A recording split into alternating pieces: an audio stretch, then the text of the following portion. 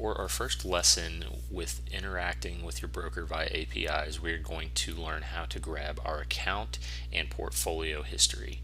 So with these two calls, the get account call and the get portfolio history call, there are going to be some very specific things you can grab from each.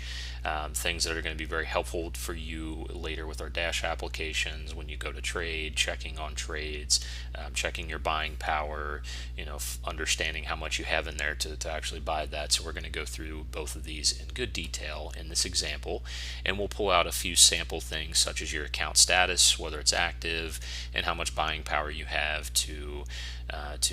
purchase securities. In our get history, we're going to look at portfolio equity, profit loss percentage, so that you can track and look at how you're performing. And then I'll also take you over to the pages to show you documentation and really, again, give you that deeper feel for understanding how to communicate with that brokerage, looking for similar documentation, whether it be TD Ameritrade or Robinhood,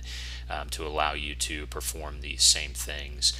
regardless of the broker, as long as they have an API link. So the thing I want to warn you about in this section, if you'd like to follow along, please ensure that you have your API information from Alpaca.